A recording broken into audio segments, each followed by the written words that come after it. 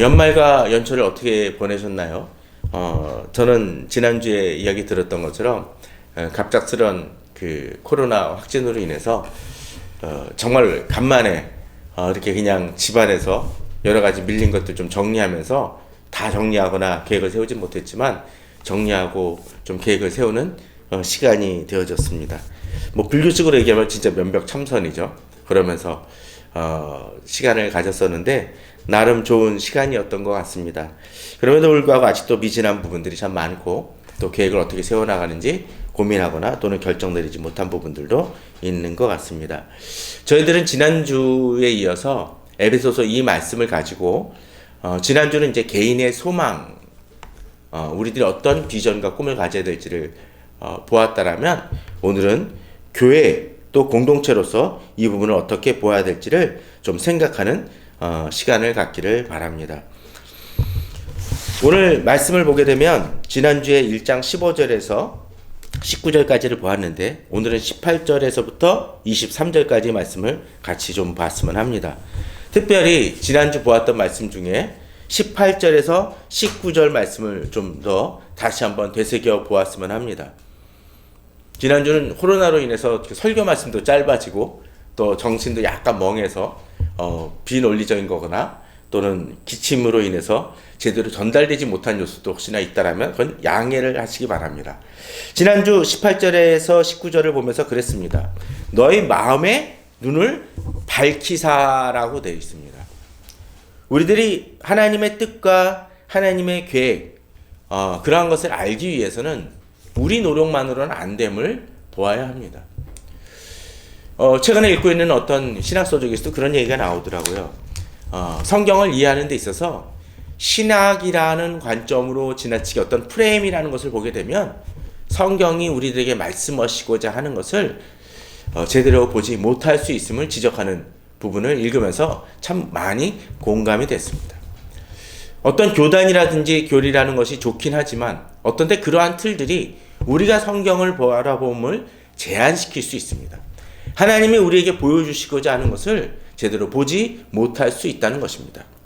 그러한 것들이 예수 그리스도께서 신약에서 오셨었을 때 제사장들이라든지 바리새인 또 서기관들이 사두개인들이 그렇지 못했었습니다. 그 이유가 무엇입니까? 그들이 갖고 있는 통념과 가치와 전통이라는 이름이 그들의 눈을 가렸다라는 것이죠. 그러기에 우리는 우리 눈이나 우리 사고를 넘어서 진정 하나님께서 우리 마음의 눈을 밝혀주시기를 구하며 나아가야 됩니다. 주께 의뢰하며 나아가야 된다는 거죠. 그래서 어떤 일이 벌어집니까? 그의 부르심의 소망이 무엇이며 이렇게 저희들이 주일에 와서 예배를 드리지만 그저 예배를 드리고 교회 활동을 하고 봉사하는 것이 아니라 우리들에게 궁극적으로 주어진 것 무엇요? 바로 부르심의 소망. 바로 우리를 왜 부르시고 구원하셨고 또 구원하셨을 때 어떤 소망을 주시는지를 알아야 된다는 것입니다. 우리는 쉽게 구원받았습니다. 저는 천국에 갑니다 라고 이야기를 하지만 그 의미가 무엇인지 그것을 가졌을 때 하나님께서 우리에게 주시는 소망이 무엇인지를 제대로 깨닫지 못할 때가 많이 있다는 것입니다. 또한 어떻습니까? 성도 안에서 그 기업의 영광의 풍성함이 무엇이며 곧 예수 그리스도께서 우리에게 구원을 주셨을 때 우리에게 주시는 그 구원이 얼마나 큰 은혜고 얼마나 풍성한 것인지를 제대로 깨닫지 못할 수 있다라는 것입니다. 마치 으리으리한 집을 봤을 때 겉으로 봐서 와 멋있다라고 탄성을 지를 수 있습니다. 그런데 진정 그 집이 멋있음을 알 수 있는 것은 그 집에 들어가 봤을 때 그 겉모습만이 아니라 이 집이 갖고 있는 여러 가지 장점이라든지 좋은 점, 특별한 어떤 혜택이라든지 그런 어떤 시설이라든지 설비 같은 걸 깨달을 때 우리는 더 놀라게 될 것입니다. 마치 그렇죠. 구원도 그렇습니다. 이름만의 구원이 아니라 그 구원이 갖는 그 의미가 무엇인지 구원을 통해서 어떤 일이 벌어지는지를 우리가 깨달아야 알아야 된다는 것입니다. 또한 그것뿐입니까? 구원을 우리에게 주시겠다라는 것은 어떤 것이죠? 19절에 의하면 그의 힘의 위력으로 역사하심을 따라 믿는 우리에게 베푸신 능력의 지극히 크심이 어떠한 것을. 우리에게 어떠하셨습니까? 베푸신 능력이 있는데 지극히 그런 것이 얼마나 큰지를 깨달아 알기를 원한다는 것입니다. 마치 그런 것이죠. 아주 오래전 얘기긴 하지만 예전에 휴대폰이 이렇게 지금의 이제 화면의 폴더형이 아니라 그냥 접었다 폈다 하는 아주 옛날 구닥다리 초기의 그 모델이 있지 않습니까? 그 휴대폰을 보면서 한참을 사용하고 전화 걸고 문자는 다 했는데 카톡도 없던 시절에요. 그런데 그 휴대폰을 오래돼서 다음 휴대폰으로 바꿀 때쯤에야 제가 깨달은 것이 하나 있었습니다. 뭔지 아십니까? 벨소리가 하나뿐이 아니라 여러 개 있었구나라는 것을 그때서야 깨달았던 적이 있습니다. 어리석죠? 어쩌면 우리들이 지금 겪고 있는 많은 것들이 그런 게 있지 않습니까? 노트북 같은 경우도 그렇고 휴대폰도 그렇고 TV도 여러 가지로 우리가 깨닫지 못하는 너무나 편리한 기능, 유용한 기능, 어쩌면 핵심적인 기능이 있는데 그것을 전혀 사용하지 않고 살아갈 때가 많이 있지 않습니까? 그런 경험들을 종종 합니다. 그런데 하나님께서 우리에게 베푸신 그 구원이 그렇다는 것입니다. 그 구원만이 아니라 어떻습니까? 그 구원을 통해서 오늘 받은 구원, 마지막 때에 그냥 구원 가는 것만이 아니라 진정으로 우리가 살아가면서 우리에게 지금에도 베푸시는 은혜와 능력이, 축복이 있다라는 것입니다. 휴대폰 얘기를 한 번 더 하죠. 휴대폰을 받고 나서 쓰는 동안에 혹시 그거 많이 보시죠? 마일리지라는 거 있지 않습니까? 그 마일리지를 하게 되면 어떻습니까? 뭘 어떤 때는 케이크도 생일 때는 공짜로 주기도 하고 뭐 어떤 기능에는 어떤 때는 뭐 선물도 주기도 하고 어떤 때는 막 음식값이 막 한 10만 원 나왔는데 5만 원으로 할인해주는 그런 때도 가끔 있지 않습니까? 그런데 종종 사람들 보면 어떻습니까? 꼼꼼한 사람들은 잘 쓰지만 한 10만 점 있는데 그 10만 점이 연말까지도 그 만점도 제대로 사용하지 못해서 그대로 그냥 놔둬버리는 분들도 있지 않습니까? 이유가 뭘까요? 써야 할 때를 모르기 때문이죠. 자기가 얼마나 큰 혜택이 주어졌는지를 모르기 때문입니다. 휴대폰에 대한 마일리지도 그렇다면 구원에 대해서는 너무나 그런 것입니다. 우리는 기도의 능력이 얼마나 큰지를 잘 알지 못합니다. 하나님께서 말씀을 통해 주시는 그 언약이 얼마나 대단한지를 알지 못합니다. 우리는 그 능력을 제대로 갖지 못하고 가졌음에도 불구하고 누리지 못하고 사용하지 못하고 사는 것이 우리들의 모습이 아닌가 생각이 되어집니다. 지금 내 앞에 여러 가지 대적들이라든지 그 문제가 있다 할지라도 주께서 나를 도우시고 지키신다는 사실을 알지 못하고 두려워 떨며 불안해하며 살던 때가 얼마나 많이 있습니까? 오늘 이렇게 23년에는 우리가 그러한 우리에게 주시는 하나님의 능력과 하나님이 우리에게 베푸시는 은혜를 누리며 정말 100% 이상으로 누리며 사는 우리 성도님들 되시기를 바랍니다. 그런데 이제 여기서만 멈춘다라면 우리에게 또 다른 한계가 있을 수밖에 없습니다.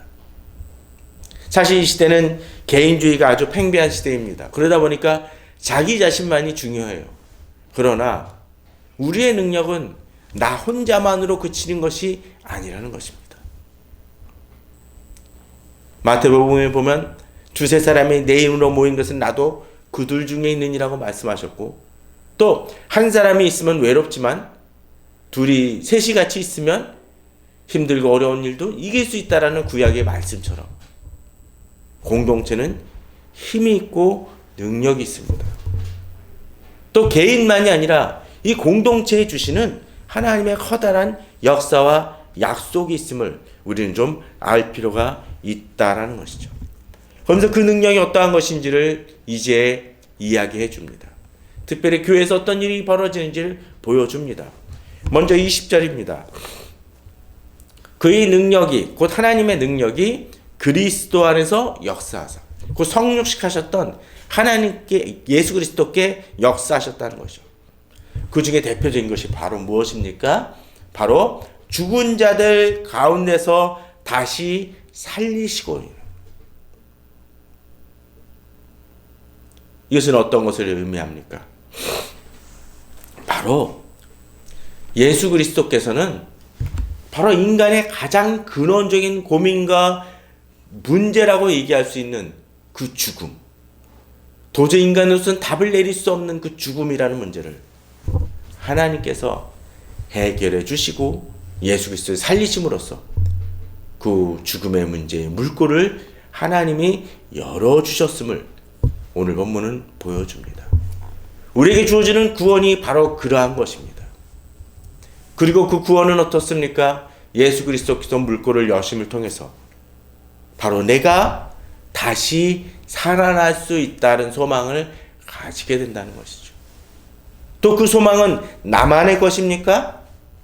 바로 예수 그리스도를 믿는 모든 성도들에게 임한다는 것이죠. 약속이라는 것입니다. 그래 여기에 모인 우리 성도님들은 그저 같은 교회에 다니는 성도만이 아니라, 아니 우리 교회만이 아니라 바로 우리 주변에서 예배, 지금도 예배 드리고 있고 또 이후에 예배 드릴 모든 성도들이 가지고 있는 소망이며 약속이고 놀라운 일이라는 것입니다. 근데 거기서 그칩니까? 본문은 뭐라고 되어 있나요? 하늘에서 자기 오른편에 앉히사.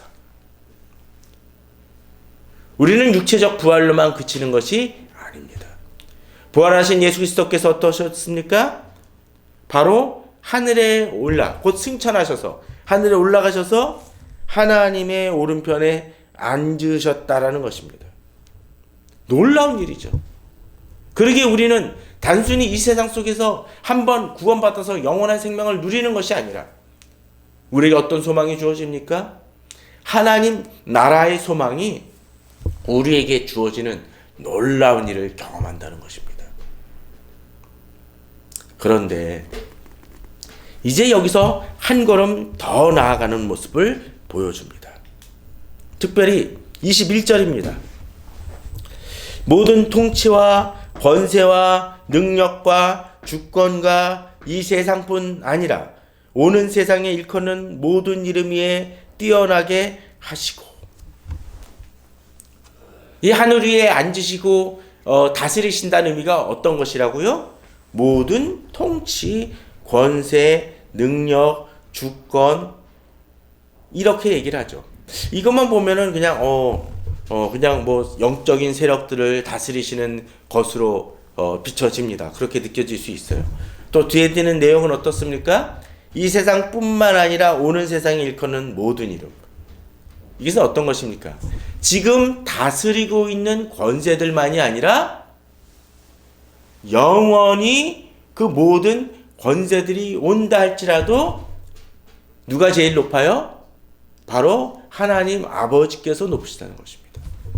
제가 자주 얘기 드리지만 다니엘서에서 두렵고 떨리는 그 커다란 그 신상이 등장을 했었을 때 바벨론, 메데아 파사, 헬라 그리고 로마 그 이후에 여러 세력들이 그 한 몸으로서 커다란 신상을 갖추고 있음을 보게 됩니다. 그런데 그 신상이 어떻게 됩니까? 사람의 손으로 하지 아니하고 뜨인 돌이 그것을 박살낸다고 되어 있습니다. 세상의 권세는 또 다른 세상의 권세에서 뒤집혀집니다. 우리는 이미 1년이 넘은 아프가니스탄이죠.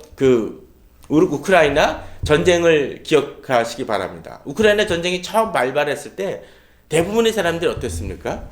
쉽게 러시아가 이기고 전쟁이 끝날 거라고 생각이 되어졌습니다. 근데 지금은 어떻습니까? 그렇지 않아요. 물론 아직도 러시아가 훨씬 더 강한 부분들이긴 하지만 그렇지 못한 모습을 보여줍니다.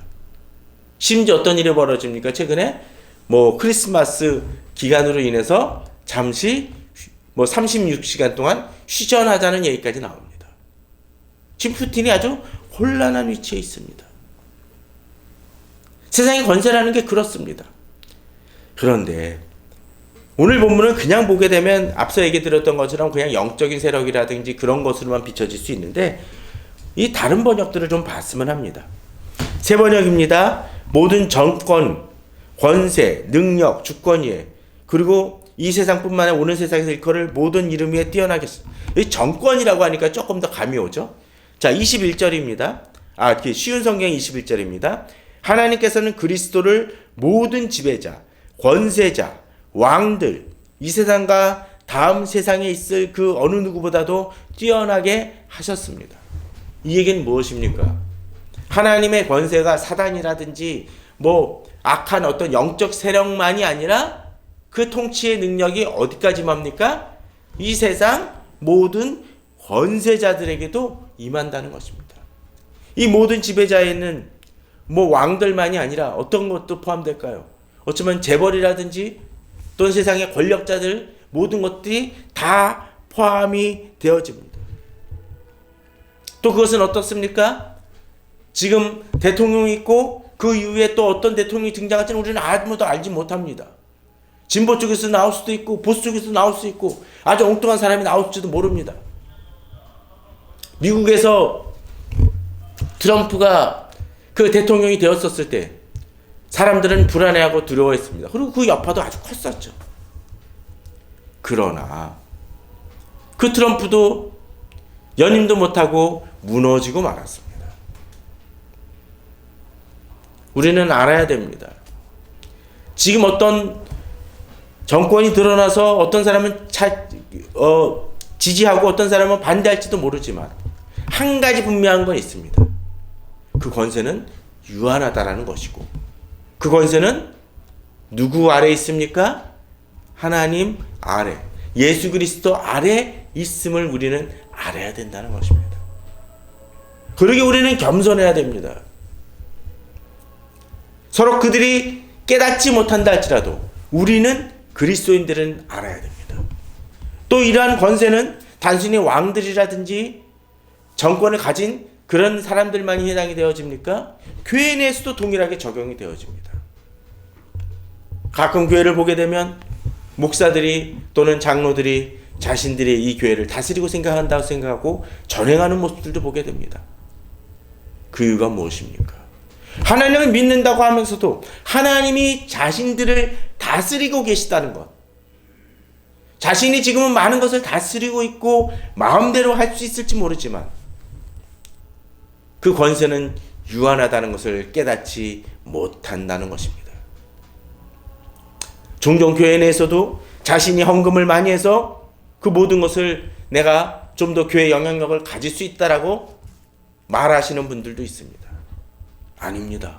하나님의 권세가 있습니다. 어느 아는 분의 그 단체가 그런 얘기를 하더라고요. 새롭게 단체를 출발하면서 여러 구성원들을 하게 되는데 돈이 모자라는 상황 속에서도 그런 얘기를 하시더라고요. 돈을 한꺼번에 너무 많은 비중을 내시는 분들은 받지 않으려고 한다. 왜냐하면 그분들이 돈을 기부를 했다는 이름 속에서 자기들이 뭔가 더 영향력을 발휘하려고 할 때가 있다라는 것이죠. 가끔 저도 그런 생각들을 해보게 됩니다. 헌금하시는 분들 중에 너무 과하게 갑자기 헌금하시는 분들이 있어요. 그러면 어떤 때는 참 조심스럽습니다. 저희 기도에 대해서도 점검을 합니다. 왜냐하면 혹시라도 헌금을 많이 드린 것 때문에 그분에게 더 기도가 또 관심이 많이 돈 때문에 휘둘리는 건 아니지만 그럴 수 있다라는 거예요. 그러나 하나님 앞에서 적게 드리건 많이 드리건 하나님께서 어떻습니까? 동일한 지체로서 인정되어지고 그들조차도 하나님 앞에 그들이 드린 것이 아무리 크고 아무리 섬기는 것이 크다 할지라도 하나님 앞에서는 아무것도 아니다라는 것을 우리는 깨달아야 할 때 하나님이 우리를 다스리시고 도우시고 이끄신다는 것을 우리는 알아야 된다는 것입니다. 이 시대 교회에 필요한 것이 바로 그것 같습니다. 바로 하나님이 이 모든 만물을 다스리시고, 아무리 자신들이 교회가 크고 많은 영향력을 교단에서 행한다 할지라도, 또 지금은 세상에서 많이 주목받고 칭찬을 받는다 할지라도 하나님께 속해 있고 하나님 앞에서는 아무것도 아니라는 것을 깨달을 때 교회는 진정으로 건강해지고 힘을 얻을 수 있고 진정한 영적 힘을 가질 수 있는 것입니다. 그것을 깨달아야 됩니다. 또한 이 권세는 어떻습니까? 오늘 본문을 보게 되면 실질적으로 이 세상 속에서 행하는 통치자에게도 임한다는 것을 본다라면 우리 구원은 어떻습니까? 궁극적으로는 하나님 나라에 이르는 그 영생을 소유하는 것이지만 그 영생을 주님 오시기 전에 이 세상을 살아가는 동안에도 주님의 의는 어떻습니까? 주님의 통치는 지금도 임하고 우리에게 영향력을 주시고 은혜에게 은혜를 베푸신다는 사실입니다. 그것을 깨달을 때 우리는 어떻게 할 수 있을까요? 그것을 깨달을 때 우리는 이 세상 속에서도 주님을 의뢰하며 우리의 어떤 현실적인 문제들, 실제적인 문제도 주님께 맡기며 나아갈 수 있습니다. 그러나 또 반대의 경우도 있죠. 현실의 문제에만 집착하고 지금의 문제에만 집착하는 단시적인 한시적인 눈을 가지신 분들도 있습니다. 오히려 하나님 나라의 그 영원함을 바라보지 못하고요. 이 두 가지가 같이 겸비돼야 됩니다. 하나님 나라를 바라보면서 지금 내가 가는 그 과정 속에서의 그 모든 일들 속에서 하나님께서 역사하심을 믿어야 되고, 비록 지금 손해보는 것 같다 할지라도 손해보는 것이 아니며, 또 지금 뭔가 좀 잘 된다고 해서 그것이 또 궁극적인 우리의 답이 아니라는 것입니다. 가끔 그런 분들이 있죠. 하나님께서 커다란 은혜를 베푸시고 난 다음에 쉽게 넘어지는 분들 봅니다. 자신이 고민하던 문제 하나가 딱 해결되고 나서 이제 그것이 은혜가 되니까 그 다음 이후로는 하나님을 제대로 의뢰하지 않고 자기 마음대로 살아가는 분들이 종종 있습니다. 그렇다면 그에게 있어서 그것이 진정 은혜입니까? 은혜가 안 될 수 있다는 거죠. 은혜는 은혜로서 받는 사람에게 주님의 축복이 더 임하는 것입니다. 너무나 당연하다 여기는 것들. 제가 앞서도 이야기 드렸지만 코로나로 인해서 너무나 당연히 내가 1월 1일 예배에는 이렇게 하겠다라고 생각했던 그 모든 것이 중지되어지는 경우.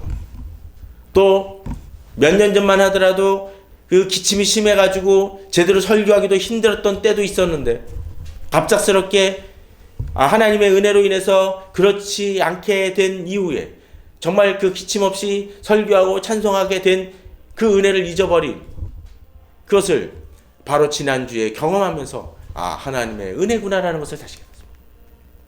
어떤 때는 고통을 통해서 우리는 지금 내가 가진 것이 얼마나 값지고 귀한 것임을 깨달아 알 수 있다는 것입니다. 저는 그런 경험을 며칠 전에 또 한 번 했습니다. 그거는 갑작스럽게 집에 정전이 된 겁니다.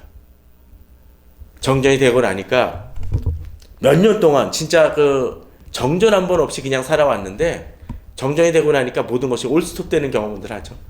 특별히 밤이니까 어떻습니까? 뭐 TV라든지 모든 뭐 그런 것들이 다 정지됩니다. 어두우니까 책도 보기 힘듭니다. 예전에 어렸을 때는 촛불을 켜거나 또 성냥 그런 것들이 참 귀하게 여겼었는데 사실은 얼마 전에 어디서 성냥 한 통을 얻어가지고 이거를 갖고 있다가 귀한 분 또 만났길래 이거 요새 구하기 힘든 성냥입니다라고 딱 드렸어요. 사실은 그 한 통쯤은 비상용으로 갖고 써야겠다라고 생각을 했었는데 필요한 때에 없는 모습을 발견을 합니다. 우리 모습이 그런 것 같아요. 당연하다고 여기는 것들이 당연한 것이 아닐 수 있다는 것입니다. 무슨 영화 대사 중에 그런 게 있죠? 은혜가 특혜가 베품이 계속되면 자신의 권리인 줄 안다고요? 하나님 우리에게 하셔야 될 말씀 같습니다. 건강을 너무나 당연히 여겨요. 밥 먹고 소화하는 것이 잘 된다고 생각이 되어집니다. 내 원래 체력이라고 생각이 되어집니다. 아니라는 것이죠. 교회도 그렇습니다. 한국 교회는 너무나 오랫동안 당연하다고 생각되어지며 누릴 것을 누리고 행해왔습니다. 그 모습이 지금 어떻습니까? 세상이 한국 교회에 대한 비난, 성도들의 비난을 보게 됩니다. 또 예배조차도 제대로 드리기 힘들었던 그 상황을 몇 년 동안 경험도 했습니다. 그러나 그럼에도 불구하고 깨닫지 못하는 것 같습니다.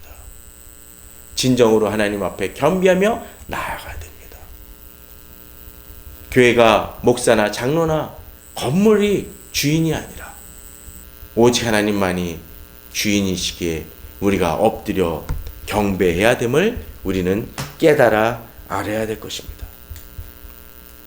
또한 주님은 이렇게 얘기하셨습니다. 방금 이러한 그것 때문에 만물을 그의 발 아래 복종하게 하시고, 그렇습니다. 하나님은 그 모든 만물을 복종하게 다스리십니다. 그 복종하는 거에는 정권과 왕이라든지 지금의 세상 사람들, 또 영적 권세들 모든 것이 포함이 되어집니다. 그런데 여기 놀라운 일이 하나 또 있습니다. 그것이 무엇입니까?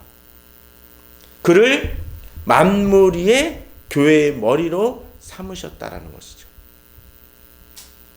누가요? 예수 그리스도께서 누구의 머리? 교회의 머리가 되십니다. 이것은 놀라운 일입니다. 바로 그렇게 능력 있으시고 모든 것을 통치하시는 그 권세자이신 예수 그리스도께서 교회의 머리가 되신다는 것은 어떤 의미입니까? 우리가 그리스도의 몸을 이룬다는 것이죠. 그러기에 23절은 이렇게 얘기하죠. 교회는 그의 몸인이라고 되어 있습니다. 이 자체는 너무나 놀라운 일입니다. 또 어떤 면에서는 어떤 분들은 이것이 당연하다고 얘기하죠. 그렇죠. 성경에 보게 되면 우리가 서로 연합하여 한 몸을 이루고라고 되어 있지 않습니까? 그런데 한 몸을 이루고 또 그리스도께서 우리의 머리 되신다는 것은 이것은 어떤 일일까요? 세상의 모든 만물을 다스리시는 예수 그리스도의 능력과 행하심이 누구를 통해서 나타납니까?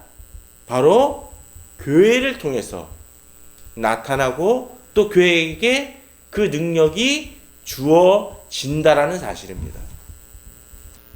그러기에 우리는 그 교회에 대해서 정말 커다란 그 능력과 교회가 갖고 있는 그 은혜를 깨달아 알아야 됩니다. 그 얘기는 무슨 얘기입니까? 교회가 단순히 지역교회만 머물러서는 안 된다라는 것이죠.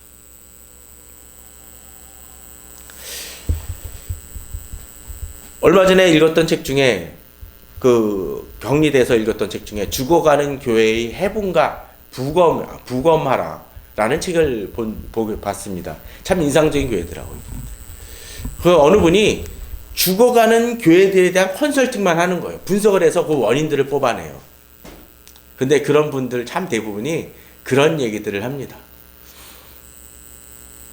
교회가 죽어가면 또 성도들이 이제 어떤 때 조금 늘 것 같잖아요? 그러면 안 된다라는 거예요. 교회 건물이 한정돼 있으니까 그 이상 늘어나면 안 되고, 또 늘어나더라도 우리는 그 변화에 그렇게 반응해서는 안 된다고 하면서 자신들의 그리고 문제 있었던 그것을 고집하는 경우들을 많이 봅니다. 우리는 여기 교회에 속하니까, 예를 들면 어떤 그런 교회들 있죠. 교수님들만 나오는 교회들이 있어요. 그러면 교수가 아닌 분들이 들어오면 되게 경계하고 불편해합니다. 미국 같은 경우는 백인 교회면 흑인이 오시면 또 불편해하거나, 또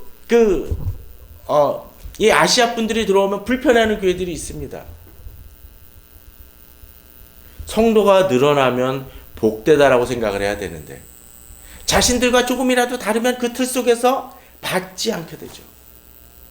이유가 뭘까요? 자신들의 교회가 자기들만 일부분만의 교회가 아니라는 것을 깨닫지 못하기 때문입니다. 교회는 확장돼야 됩니다. 그 지역을 넘어서야 됩니다. 그 교회, 그 책에 보면 그런 얘기들이 나옵니다. 그 교회가 점점 쇠퇴하는 교회고 성도도 아주 적은 교회인데 한 100명 되는 교회라고 치면요. 주변에 다른 교회가 생기니까 불편해하고 원망을 합니다. 저 교회 때문에 우리가 성도가 줄고 어렵습니다. 컨설팅하는 사람이 그렇습니다. 이 지역 주민이 어느 정도 될까요? 10만 명이라 쳐도 10만 명 정도 됩니다. 근데 지금 교회가, 거기에 교회는 몇 명이죠? 그리고 그 교회들 다 합쳐서 그 교인들이 몇이나 될까요? 그 얘기는 뭡니까?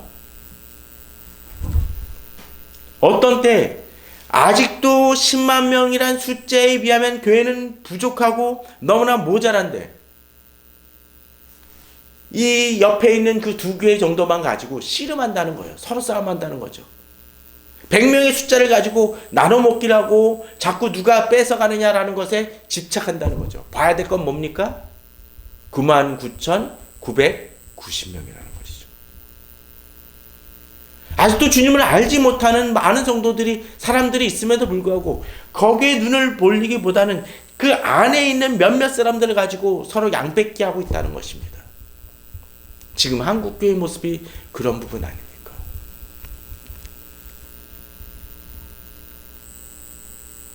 정말 걱정해야 될 것은 지금 내 교회 다니던 사람이 다른 교회 갔다는 것을 근심할 게 아닙니다. 왜요? 그 사람은 신앙을 지키고 있으니까.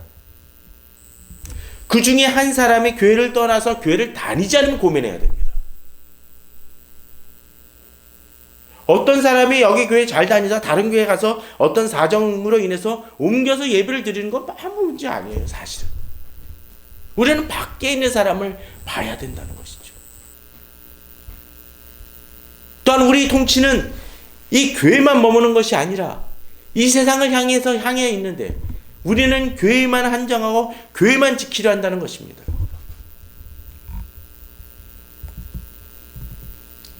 이번에 격리되면서 그 생각을 해봅니다. 우리 집에는 방이 몇 개가 있고 화장실이 더 바깥에도 있고, 그런데 저는 아내와 더불어 방에서 화장실에만 갇혀 있습니다. 누려야 될 많은 부분들이 있는데 누리지 못하고 갇혀 있는 거예요.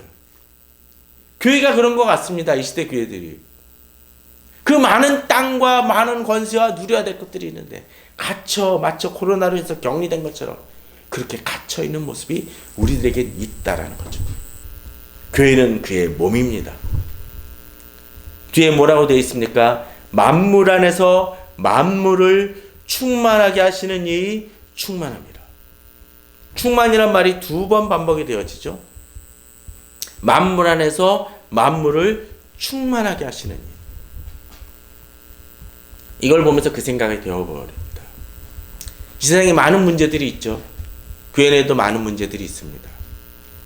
그런데 그 문제들을 누가 해결할 수 있습니까? 하나님이 해결할 수 있죠. 그런데 또 하나님이 그 권세를 누구에게 주셨습니까? 예수 그리스도에게 주셨어요. 그리고 그 예수 그리스도는 어떤 분이십니까? 교회의 머리 되십니다. 그러면 그 머리를 통해서 그 능력이, 그 힘이 충만케 하시는 그 능력이 누구에게 임합니까? 교회에게 임한다는 것입니다. 바로 우리 교인들 하나하나는 다 모여서 그리스도의 몸을 이루는 것만이 아니라 그 몸을 통해서 주의 능력이 발현되어야 되고 나타내야 된다는 것입니다. 그럼에도 불구하고 우리가 가만히 드러누워 있고 마치 코마 상태에 있는 것처럼 그렇게 멈춰 있다라면 세상을 충만하게 할 수 없다라는 것이죠.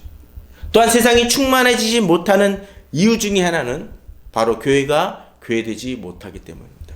제도를 통해서, 시스템을 통해서, 대통령을 통해서, 어떤 돈을 통해서 세상이 충만해진다고요? 아니라는 것입니다. 누구를 통해서? 바로 교회를 통해서. 우리가 기도해야 되고 이 세상을 바라보고 이 세상의 문제에 대해서 진정으로 주님 안에서 이야기할 때 이 세상은 변화되어지고 바뀔 수 있습니다. 그 책임이 누구? 우리에게 있다는 것이죠. 그러기에 저는 우리 성도님들이 또 교회가 그러한 비전을 품으며 올해 계획을 세우길 바랍니다. 올해를 바라보길 바랍니다. 마음에 안 드는 분 계십니까? 직장 상사? 기도하십시오. 주여, 저 사람은 스스로 변화될 수 없을지 모르지만 주님, 제가 기도하오니 저 사람을 바꿔주시옵소서.